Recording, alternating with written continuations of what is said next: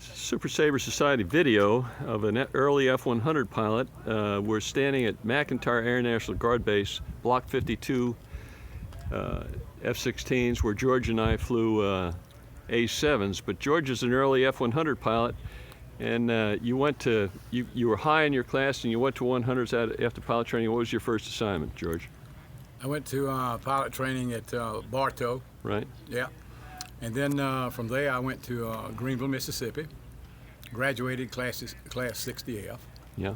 From there I went to Willie, flew 100Cs, check out. Then to Nellis in advanced gunnery, flew C models. What was the C model? That's 198 knot landing, and anybody, you lose anybody in training at that time? Great. We didn't, but Nellis lost a lot of them. Okay, I'm sorry I interrupted you. So where did you go from there?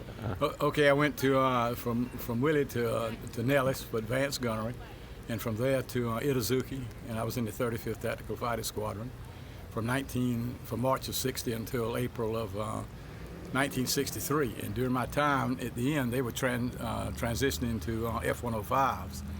And I was going to marry my childhood sweetheart.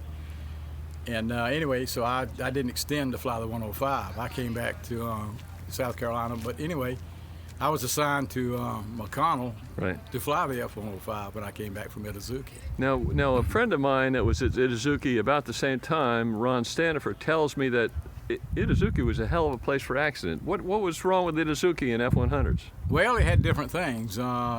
People flew into the ground, and also they had the Wiggins disconnect. I think I'm right on this, and some people that had flown it probably knew that, had a problem with that, and the flight controls would lock up.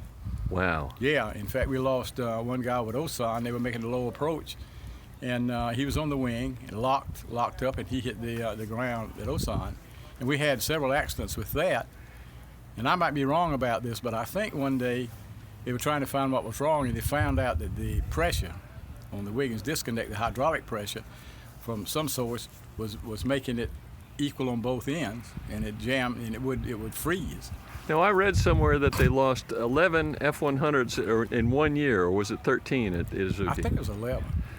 And so that was a heck of an accident rate. And now they had F-100s at Misawa too. Yeah. With the same darn accident rate. Yeah. Well, not that year. The next year they followed Itazuki. I think I'm correct on that. With just about the same number of accidents.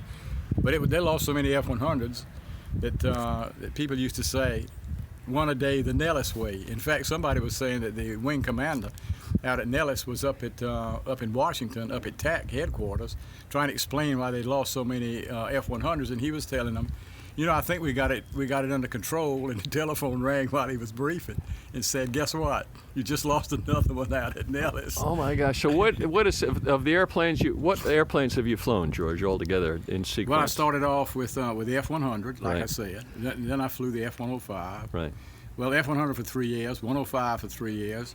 And then at Bitburg, I transitioned to the 105 to the F-4 for 3 years, and then I got out and I came back to the South Carolina Air National Guard. And you flew 102s? 102s, then the A-7 when you were the Air Force advisor, and ended up with the F-16. This is a dumb question, I know what you're going to say. What's your favorite airplane?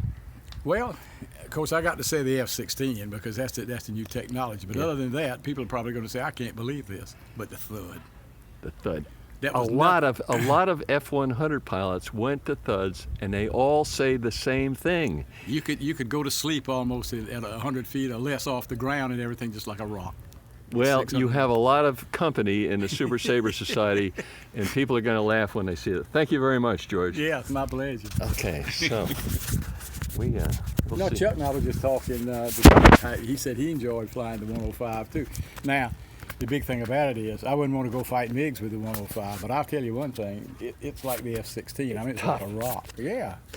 I have one ride in a D.